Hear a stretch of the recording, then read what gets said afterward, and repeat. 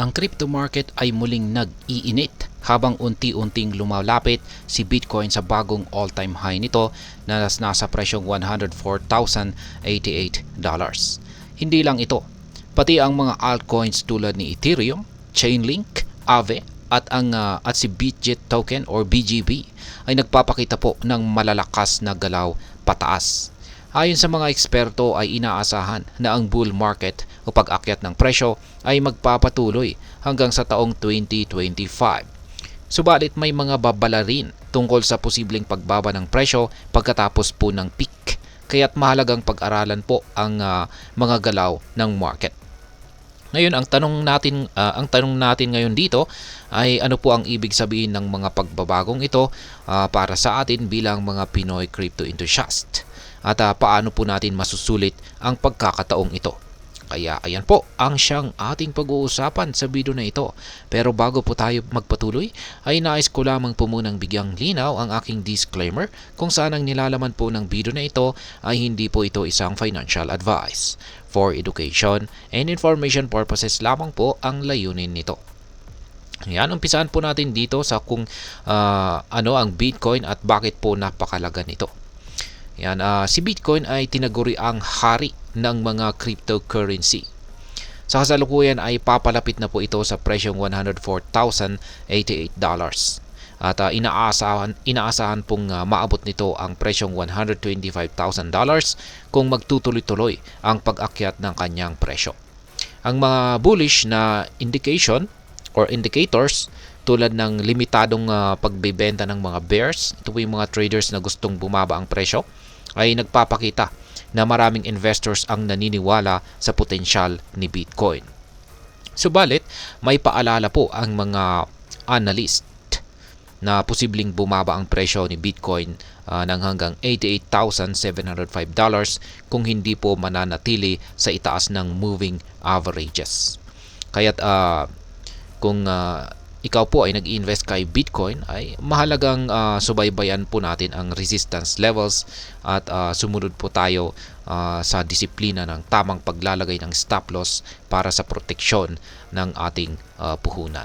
Ayan po yung mga EMA, yan po EMA po yung kulay blue at saka SMA naman po yung kulay red.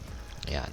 Basta raw mananatili yung market price ni Bitcoin sa ibabaw ng dalawang moving averages na ito ay tuloy-tuloy lamang ang pag-akyat sa presyo ni Bitcoin. Ngayon ay ano naman po ang kalagayan ni Ethereum? Ayan.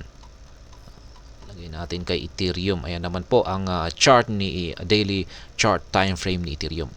Si Ethereum o ETH, ang pangalawang pinakamalaking cryptocurrency, ay nagpapakita rin ng lakas.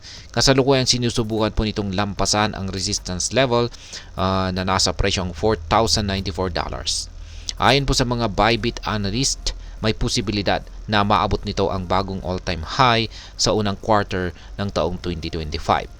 Gayunpaman ang negative divergence sa RSI, ayan, yung nandito po sa ibaba, ay nagpapahiwatig po na maaring bumagal ang pag-akyat ni Ethereum. Kung bababa ang presyo sa $3,723, maaari pong tumagal ito bago magsimula ng panibagong pag-angat sa presyo. Para sa mga traders, ang susi po ay ang pag-monitor ng breakout points at pagbili po sa tamang oras upang masulit ang galaw ng market. Ayan. Dito naman po tayo kay Chainlink. Paano naman po lumalaban itong si Chainlink? Ayan, ang ating chart, daily chart kay Chainlink. Ito po ay si Chainlink ay kasalukuyang nasa uptrend. Ayan, ngunit nakakaranas po ito ng pagbebenta tuwing aabot ito sa presyong $30. Kung ang presyo po ay mananatiling malakas sa support level na $27.41, may potential po itong umabot sa $34.50 or higit pa. Kaya para sa mga Pinoy na nag-i-invest dyan kay Link, magandang pagkakataon po ito para bumili sa malalapit na support levels. Subalit mahalaga pong mag-ingat kung babagsak po ito sa $27.41 dahil maari po itong bumaba hanggang sa $23.87. Ayan po si Chainlink. Ayan, dito naman po tayo kay Aave. ano naman po ang meron dito kay Aave? Ayan, ito yung kanyang daily chart time frame dito. At mula naman yung datos naman na ito ay mula kay Binance. Si Aave ay isa po itong decentralized finance token or DeFi.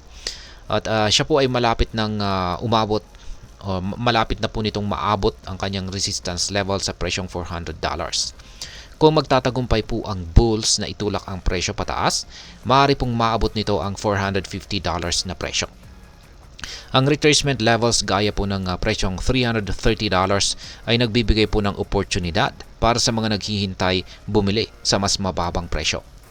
Para sa mga Pinoy na sumusubaybay kay Aave, ang mga galaw na ito ay nagpapakita po ng oportunidad na makilahok sa DeFi space habang ito ay lumalago. Yan, sunod po rito kay Aave ay itong si BitGit token. Ayan, or si BGB. Ayan.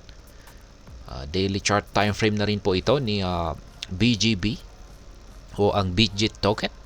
Ang BGB ay nagpapakita po ng malakas na momentum. Ngunit ang pagbebenta po sa presyong $3.50 ay nagdulot po ng bahagyang pagbaba sa $3 na presyo. Kung ang presyo po ay mananatiling malakas sa level na ito, maaari po itong magpatuloy sa presyong $4. Ang mga Pinoy na interesado pong mag-invest sa exchange tokens tulad ni BGB ay maaari pong mag-benefit mula sa mga galaw na ito. Lalo na kung bibili po tayo sa panahon ng retracement o pagbaba ng presyo nito. Ayan. Ngayon ay ano naman po ang maaring maging epekto nito para sa atin bilang mga Pinoy crypto enthusiast. Yan, para sa mga Pinoy, ang pagtaas po ng mga presyo ni Bitcoin at ang mga altcoins ay siyempre nagbibigay po ito ng pagkakataon upang kumita sa pamamagitan po ng trading o long-term investing. Ngunit kasabay po nito ay dapat rin tayong maging maingat dahil ang mga retracement o biglaang pagbaba ng presyo ay bahagi po ng volatile na mundo ng cryptocurrency. Kaya meron po tayong 4 rito na mga hakbang na maaari pong makatulong sa ating crypto journey. Una ay ang pag-aaral po at diskarte. Huwag po tayong pumasok sa market nang walang sapat na kaalaman. Unawain po natin ang mga charts, indicators at balita sa market. Pangalawa ay ang risk management. Gumamit po tayo ng stop loss orders at huwag po tayong maglagay ng higit sa kaya nating mawala. Pangatlo ay ang diversification. Huwag po nating ilagay ang lahat ng ating puhunan sa iisang cryptocurrency lamang. At ang pang-apat ay kailangan po nating maging updated. Lagi po tayong sumusubaybay sa mga balita upang tayo ay makagawa ng mas maalam na desisyon. Ngayon ay ano naman po ang aking masasabi tungkol dito? Ang kasalukuyang bullish market ay nagbibigay po ito ng malinaw na signal na ang cryptocurrency ay nananatiling mahalaga sa modern economy. Subalit, dapat nating tandaan na ang tagumpay po sa crypto trading ay hindi lamang po tungkol sa kita, kundi pati na rin sa disiplina, tamang diskarte at patuloy na pag-aaral. Para sa mga Pinoy, ito po ay panahon ng malaking oportunidad. Ngunit tulad po ng anumang investment, may kaakibat po itong risk. Kaya naman, maglaan ng oras upang pag-aralan po ang market at gamitin ang mga pagkakataong ito ng may maingat na hakbang. At ayan, hanggang dito na lamang po tayo sa video na ito mga ka-crypto. Sana po ay inyong nagustuhan ang aking paliwanag sa video na ito. Kung inyo po itong nagustuhan, pakiclick lamang po ang like button nito. Marami pong salamat sa panonood. Ingat po tayo lagi at God bless po sa ating lahat.